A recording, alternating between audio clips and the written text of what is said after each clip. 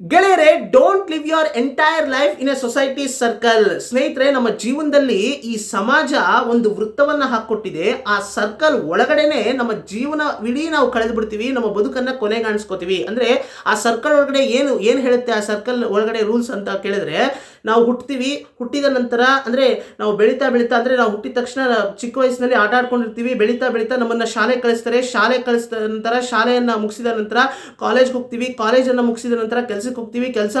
ಕೆಲಸ ಮಾಡ್ತಾ ನಮಗೆ ಮದುವೆ ಮಾಡಿಸ್ತಾರೆ. ಮದುವೆ ಆದ ನಂತರ ನಾವು ಮಕ್ಕಳು ಮಾಡ್ಕೋತೀವಿ. ಮತ್ತೆ ಆ ಮಕ್ಕಳನ್ನ ನಾವು ಸ್ಕೂಲಿಗೆ ಕಳಿಸ್ತೀವಿ. ಮತ್ತೆ ಅವರು ಕಾಲೇಜ್ಗೆ ಹೋಗ್ತಾರೆ, ಕೆಲಸಕ್ಕೆ ಹೋಗ್ತಾರೆ. ಕೆಲಸದ ನಂತರ ಅವರು ಅಂದ್ರೆ ಕೆಲಸಕ್ಕೆ ಹೋಗ್ತಾನೆ ಅವ್ರಿಗೂ ನಾವು ಮದುವೆ ಮಾಡ್ತೀವಿ. ಮತ್ತೆ ಅವ್ರಿಗೂ ಮಕ್ಕಳಾಗುತ್ತೆ. ಆ ಮಕ್ಕಳ ಜೊತೆ ನಾವು ಆಟ ಆಡ್ಕೊಂಡು ನಾವು ಅಂದ್ರೆ ನಮ್ಮ ಮೊಮ್ಮಕ್ಕಳ ಜೊತೆ ಆಟ ಆಡ್ಕೊಂಡು ನಾವು ನಮ್ಮ ಜೀವನವನ್ನ ಕಡೆಗಾಣಿಸ್ಕೋತೀವಿ. ಅವರು ಅದನ್ನೇ ಕಂಟಿನ್ಯೂ ಮಾಡ್ತಾರೆ. ನಮ್ಮ ಮಕ್ಕಳು ಕೂಡ, ನಮ್ಮ ಮೊಮ್ಮಕ್ಕಳು ಅವರೇ, ಅಂದ್ರೆ ಒಂದೇ ಸರ್ಕಲ್ ಒಳಗಡೆನೇ ಇದೆ ನೋಡಿ. ಎಲ್ಲರ ಜೀವನನೂ ಒಂದು ಸರ್ಕಲ್ ಒಳಗಡೆನೇ ಹೋಗ್ತಾ ಇದೆ.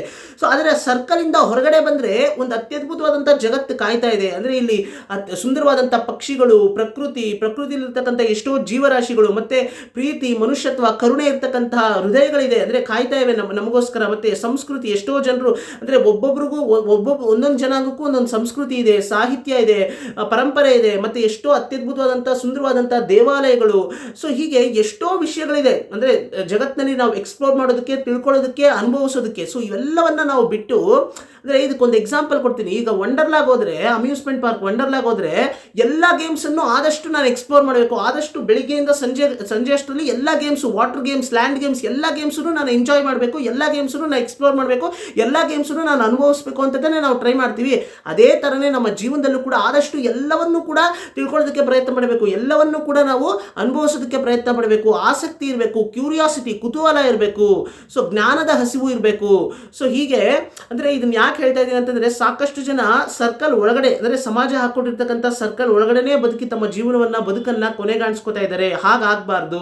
ಸೊ ನಮಗೆ ಅಂತ ಒಂದು ಯೂನಿಕ್ನೆಸ್ ಇರುತ್ತೆ. ದೇವರು ಪ್ರತಿಯೊಬ್ಬರಿಗೂ ಕೂಡ we are all unique in this world. So ನಮಗೆ ಅಂತ ಒಂದು ಪ್ರತಿಭೆ ಇರುತ್ತೆ. ಆ ಪ್ರತಿಭೆ ಏನು ಅನ್ನೋದನ್ನ ನಾವು ಅರ್ಥ ಮಾಡ್ಕೋಬೇಕು. ನಾವು ಯಾರು ಅಂದ್ರೆ ನಮ್ಮ ಬಗ್ಗೆ ನಾವು ಅರ್ಥ ಮಾಡ್ಕೋಬೇಕು ಅಂತಂದ್ರೆ, ಖಂಡಿತ ಒಂದು ದಿನದಲ್ಲಿ ಅಟ್ಲೀಸ್ಟ್ ಒಂದು 5 ನಿಮಿಷ ಆದ್ರೂ ನಮ್ಮ ಜೊತೆ ಕೂತ್ಕೊಂಡು ನಾವು ನಮ್ಮ ಜೊತೆಗೇನೆ ಮಾತಾಡ್ಕೋಬೇಕು.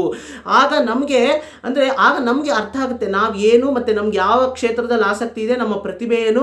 ಸೊ ಎಲ್ಲ ನಮ್ಗೆ ಅಂದ್ರೆ ನಾವು ನಮ್ಮನ್ನ ಅರ್ಥ ಮಾಡ್ಕೊಳ್ಳೋದಕ್ಕೆ ಶುರು ಮಾಡಿದಾಗ ನಮ್ಮ ಜೀವನದಲ್ಲಿ ಒಂದು ಕ್ಲಾರಿಟಿ ಸಿಗುತ್ತೆ. ಕ್ಲಾರಿಟಿ ಸಿಕ್ಕಿದಾಗ ಅಂದ್ರೆ ನಮ್ಮದೇ ಆದಂತ ಒಂದು ಸಪರೇಟ್ ಒಂದು ದಾರಿ ಸಿಗುತ್ತೆ. ಆ ದಾರಿಯಲ್ಲಿ ಹೋದಾಗ ನಾವು ಕೂಡ ನಮ್ಮ ಜೀವನದಲ್ಲಿ ನಮ್ಮದೇ ಆದಂತ ಒಂದು ಪ್ರತಿಭೆಯಲ್ಲಿ ನಾವು ಸಾಧನೆ ಮಾಡೋದಕ್ಕೆ ಸಾಧ್ಯ ಆಗುತ್ತೆ. ಸೊ ಹೀಗೆ ಅಂದ್ರೆ ಇದನ್ನ ಯಾಕೆ ಹೇಳ್ತಾ ಇದ್ದೀನಿ ಅಂತಂದ್ರೆ, ಸಾಕಷ್ಟು ಜನ ಸರ್ಕಲ್ ಇಂದ ಹೊರಗಡೆ ಬರೋಕೆ ಯೋಚನೆ ಮಾಡೋದಿಲ್ಲ. ಸಾಕಷ್ಟು ಜನ ಭಯ ಪಡ್ತಾರೆ. ಇನ್ನೊಂದು ಸಾಕಷ್ಟು ಜನ ಅವೇರ್ನೆಸ್ ಇರೋದಿಲ್ಲ. ಇದೇ ಜೀವನ ಏನೋ ಅಂದ್ರೆ ಈ ಒಂದು ಪ್ಯಾಟರ್ನ್ ಏನಿದೆ, ಈ ಒಂದು ಫಾರ್ಮ್ಯಾಟ್ ಏನಿದೆ, ಇದೇ ಫಾರ್ಮ್ಯಾಟ್ ಅಲ್ಲೇ ಬದುಕಬೇಕೇನೋ. ಎಲ್ಲರೂ ಅಂದ್ರೆ 100 ಜನದಲ್ಲಿ ನಾನು ಕೂಡ ಒಬ್ಬ ಬದುಕೊಂಡು ಹೋಗ್ತೀನಿ. ಅಂದ್ರೆ ನಾನು ಮಾತ್ರ ಸಪ್ರೇಟ್ ಆಗಿ ನಂದೇ ಆದಂತ ಒಂದು ಬದುಕನ್ನ ನಾನು ಕಟ್ಕೊಳ್ಳೋದಕ್ಕೆ ನನ್ನ ಕೈಲಾಗೋದಿಲ್ಲ.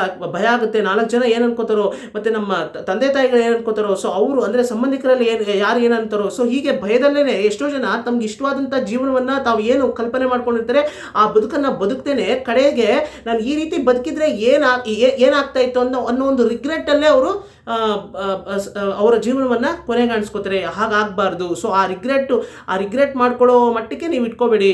ನಿಮ್ಮ ಜೀವನವನ್ನ ನೀವು ಹೇಗೆ ಕಲ್ಪನೆ ಅಂದ್ರೆ ನಿಮ್ಮದೇ ಆದಂಥ ಒಂದು ಇಮ್ಯಾಜಿನೇಷನ್ ಇರುತ್ತೆ. ಆ ಇಮ್ಯಾಜಿನೇಷನ್ನ ನೀವು ರಿಯಾಲಿಟಿಗೆ ತರೋ ರೀತಿಲಿ ನೀವು ಪ್ರಯತ್ನ ಪಡಬೇಕು ಅಂತ ಹೇಳ್ತಾ ಇದನ್ನೇ ನಾನು ಹೇಳಬೇಕು ಅನ್ಕೊಂಡೆ. ಇದ್ರ ಬಗ್ಗೆ ನಿಮಗೆ ಏನೇ ಅಭಿಪ್ರಾಯ ಇದ್ರೂ ಕೂಡ ನೀವು ಕಮೆಂಟ್ ಸೆಕ್ಷನ್ ತಿಳಿಸ್ಬೋದು ಅಂತ ಹೇಳ್ತಾ, ಬಾವಿಲಿರೋ ಕಪ್ಪೆಗಳಾಗೋದು ಬೇಡ, ವಿಶ್ವ ಮಾನವರಾಗಿ ಎಲ್ಲವನ್ನ ಅಂದ್ರೆ ಈ ಸುಂದರವಾದಂಥ ಜಗತ್ತನ್ನ ಅನುಭವಿಸ್ತಾ ನಮ್ಮ ಬದುಕನ್ನು ಕೂಡ ನಾವು ಸುಂದರವಾಗಿ ಬದುಕೋದಕ್ಕೆ ಪ್ರಯತ್ನ ಪಡೋಣ ಅಂತ ಹೇಳ್ತಾ ಎಲ್ರಿಗೂ ನಮಸ್ಕಾರ ಸ್ನೇಹಿತರೆ.